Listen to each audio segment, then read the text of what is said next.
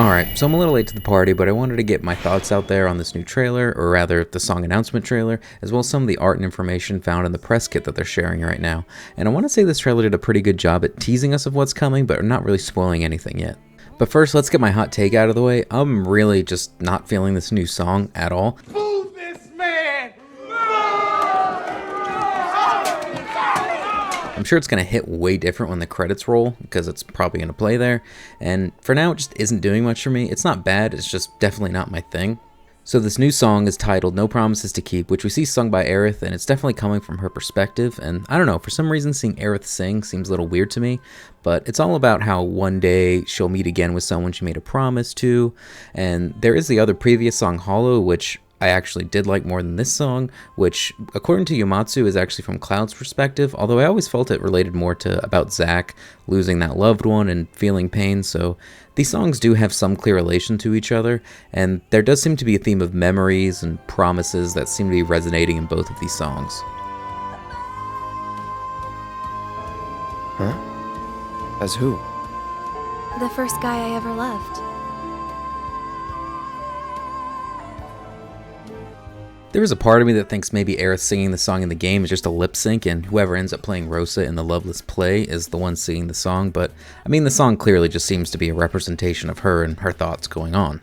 And under the relationship system, it mentions that with the latest VR technology, the Golden Saucers Theater brings this play to life like never before, and depending on your relationship with your fellow theater goers, the person playing Rosa may even change along with parts of the script, which means there's going to be a lot of replays going on in the game, as well as YouTube searches to see all the different parts, how they're different, and I'm sure with this mechanic, that's also going to lead into how the famous Ferris wheel scene is going to go down. I've mentioned in other videos before how I'm not a huge fan of relationship mechanics in games. Just trying to min-max conversations to get a set of pixels like you in a certain way, to give you some gated cutscene has always just been kind of a meh thing to me. I will most likely just choose whatever option I feel at the time, which will probably lead me to a nice bro ride with Barrett, but we'll see what happens. I'm pretty sure everyone just wants to go with Aerith or Tifa, and they're going to min-max everything. There's probably a couple weirdos out there who want to take a ride with Yuffie on the Ferris wheel, but yeah, just let me know in the comments below who you think you might want to take that ride with. And it seems like a large chunk of this trailer kind of features the Golden Saucer and the areas around it, and we see the gang in their various play outfits and running around, and we also briefly actually see Jessie, who is probably who I would want to take on the Ferris wheel date with, but I doubt she's an option. And what we see is her dancing in the show Loveless, and I got the feeling that this is just a Shinra VR coming through, as she seems to be deceased in both timelines. And seeing her in this play is a little messed up. I mean, we know she worked in the Golden Saucer for a little bit, and it was always her dream to become a great stage actor, and unfortunately this VR copy gets to live out her dream instead of herself, and she was actually gunned down by the very company that's now profiting off of a fake copy of her living out her dream, which is just another thing that's going to go into the bucket of Shinra is a really messed up company and does some really dark and twisted things. And they seem to be really pushing the Gold Saucer a lot. I feel like the Gold Saucer is going to be really juiced up in this version of the game and is going to kind of operate as the game's big final hub. I think outside of the mini games that we do see, Chadley's also probably going to be running around here with his battle simulator, which is going to lead to a lot of interesting post-game fights and all of that usual stuff that we see with the summons.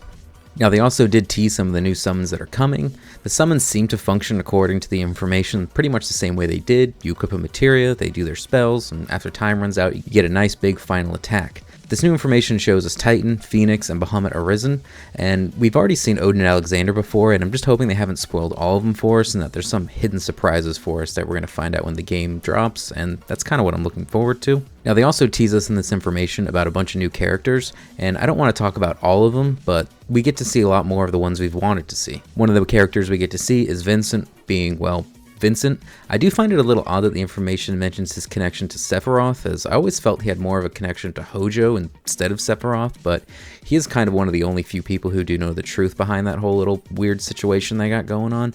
I have mentioned in a previous video that I have a theory around the Chaos Materia and the Omega Materia might play a bigger role in the whole Final Fantasy VII franchise right now, and I think Sephiroth might be getting a big boost from the Omega Material this time around, and that would just tie in a lot more of the Dirge of Cerberus elements that we find, and Vincent is the star of the Dirge of Cerberus game. But for now, Vincent is looking pretty good for pushing near 60 years old. Speaking of old folks, my boy Sid is looking a little younger than he used to, as he was kind of portrayed as an old man in the original Final Fantasy VII, but when you check the tapes, he was actually only 32 in that game, so he actually looks a little bit more lore accurate now. I was seeing some buzz floating around that people are saying he looks too nice now, which we only see him for one line in this trailer, and I have a feeling this is probably almost immediately after we help him, so he's starting to warm up to us a little bit. They do give him another quote in the press kit, which is a little bit more up his alley, and I know it might seem a bit silly, but him smoking feels like a very core part of that character for me for some reason. I get why they're going to want to remove it, however, I just hope they have some type of reference to this in some way. Maybe we see like empty cigarette packs all over his house or his airplane, and maybe even just a quick little nod just to let me know it was there. I don't know why it's so important to me, but it would just make me happy to see that referenced or nodded in some way. I mean, they did have a smoke pillar behind him, but I just want a little something extra. It does kind of suck that Sid and Vincent are both going to be regulated to more side characters like Red was in Remake. I'm hoping they maybe function a little bit more similar to Sonon in the Yuffie DLC, but we haven't really seen much of them in combat. I think they're probably going to have some combo attacks come in, but yeah, we don't know yet. The other two characters I want to spend some time talking about are Dyne and Scheen. Dyne has a very heavy plot in the original Final Fantasy VII, and if they dig into the story a little bit more, it's probably going to be very heartfelt and a little tear-jerking at times, and is definitely going to be another big dump in the bucket of Shinra as a corrupt and terrible organization. This is also going to lead to leading more character development for Barret and Marlene, which is good. I like the way Barret's portrayed now, so seeing this interaction with him and Dyne and that whole dynamic with them and Marlene and Shinra screwing their lives over it's going to be something I'm definitely looking forward to seeing how it portrays in this new remade fashion. Look at me, Barret. You think I want Marlene to see what her father's become? We also get the tease of Scheen and Zack working together. What am I supposed to do? Their luck runs out, but mine doesn't? Nah, there's nobody.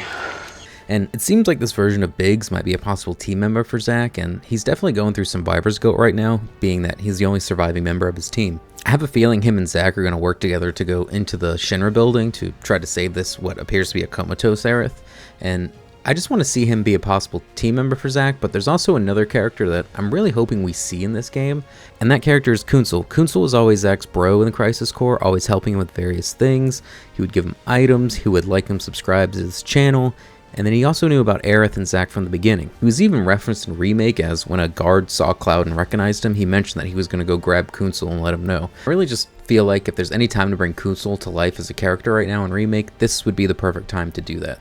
Now there's one member of the Avalanche crew that we haven't seen yet. We've seen Jesse's VR representation in the play in the Golden Saucer. We've seen Biggs, who has survivor's guilt and is now working with Zack, but there's one member we haven't seen, and that's Wedge.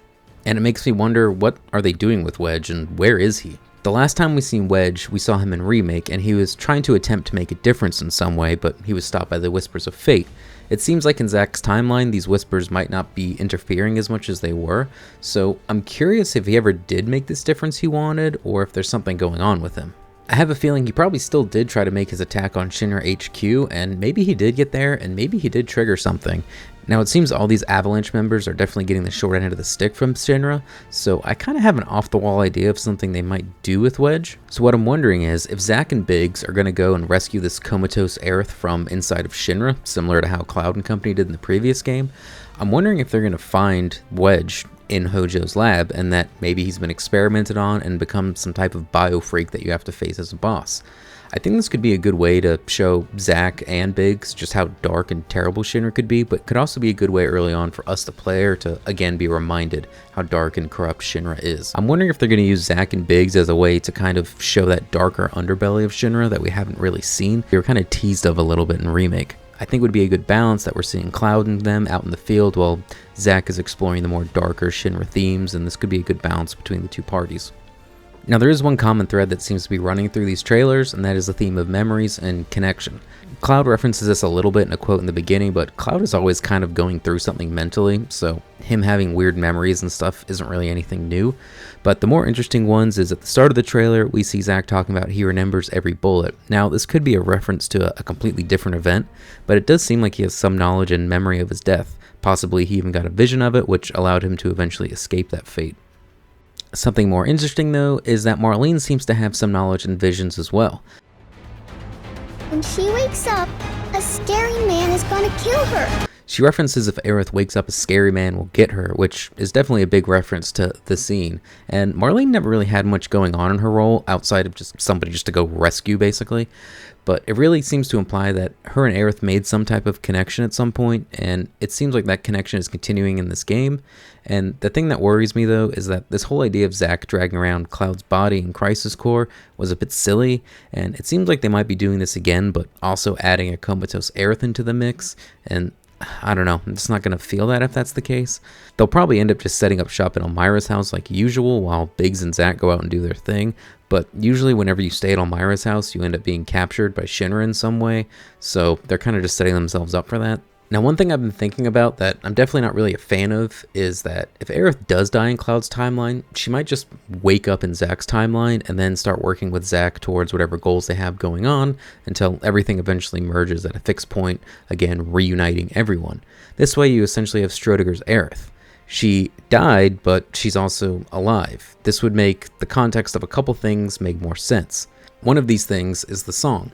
The song references a lot about promises and returning back to someone, so it would make sense that she died and then promises she'll meet them again one day, which if Zack's timeline does eventually roll into Cloud's timeline, then yeah, they would all be reunited and re-meet one day. This could also give credit to the naming of the title Rebirth, as once Aerith dies in Cloud's timeline, she is reborn in Zack's timeline.